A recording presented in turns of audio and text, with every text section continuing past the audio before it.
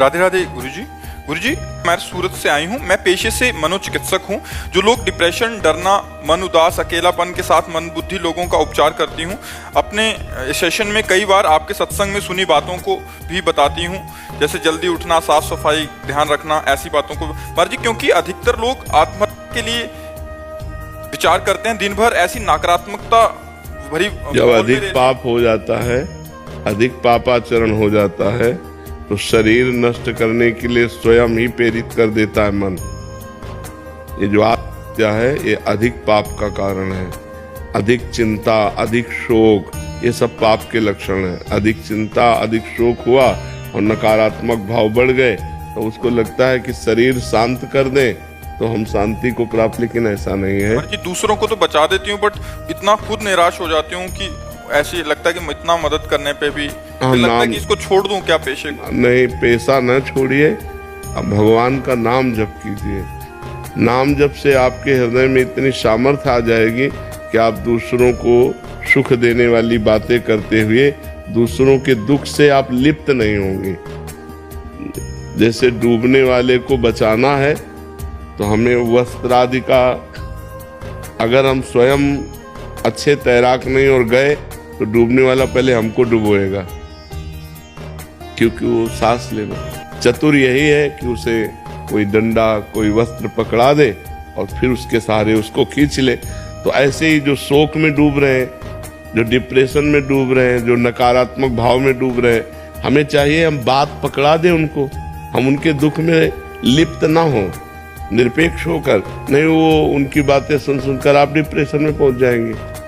अगर आप समर्थ नहीं है तो 10 से 50 लोग आप रोज मिल रहे तो सुन सुन करके दिमाग, क्योंकि वो सब सांसारिक बातें हैं, वो आपके दिमाग को कमजोर कर देंगे। यदि आप नाम जप कीजिए तो नाम जप में एक अपूर्व आनंद होता है हृदय में, और उससे एक सामर्थ्य मिलती है। आप अपना व्यवहार बहुत अच्छा कीजिए, अपनी मृदु बातों के द्वारा, उत्तम बातों के द्वारा प्रवीणता पूर्वक दूसरों के मनोबल को पुष्ट कीजिए। कुछ औषधियां भी दीजिए और कुछ वाणी के द्वारा भी उनको परिपक्व कीजिए, और आप नाम जप के द्वारा पुष्ट होइएगा, लिप्त नहीं होइएगा। अगर लिप्त होंगे तो फिर आप, जैसे अभी आप कहें, तो आप लिप्त हो जाते हैं। लिप्त मत होइएगा, तटस्थ रहिएगा। वो उसके कर्म हैं बिगड़े हुए, आज हमारे पास आया है, हम सुधारने की चेष्टा करते हैं। वो प्रयास करे और भगवान कृपा करें तो ठीक हो जाएगा, नहीं ठीक होता तो भोगे अपने कर्मों का फल है। आप तटस्थ रहिएगा और नाम जप कीजिएगा, और ये बंद तो कीजिएगा नहीं, क्योंकि भगवान ने अगर ये प्रवीणता दी है कि अपनी वाणी के द्वारा हम दूसरे के दुख का निवारण कर सके तो जरूर करना चाहिए।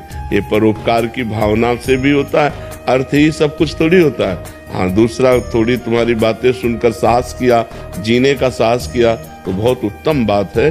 वो जहाँ निगेटिव में जा रहा था उसे पॉजिटिव में लाइए तो बहुत उत्तम बात है। इसे छोड़ने की तो बात कीजिएगा मत, इसे और बढ़ाइएगा और आप बलवान बनिएगा। सत्संग सुनिए, नाम जप कीजिए तो आप आत्म बलवान हो जाएंगे।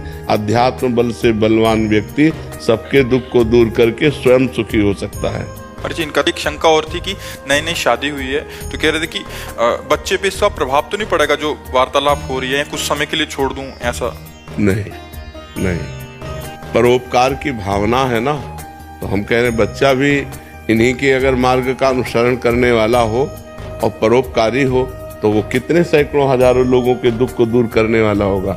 इससे नहीं, आप जो नाम जप करेंगे, आप जो आहार करेंगे, आप जो चिंतन करेंगे एकांत में, वो गर्भ पर प्रभाव पड़ता है।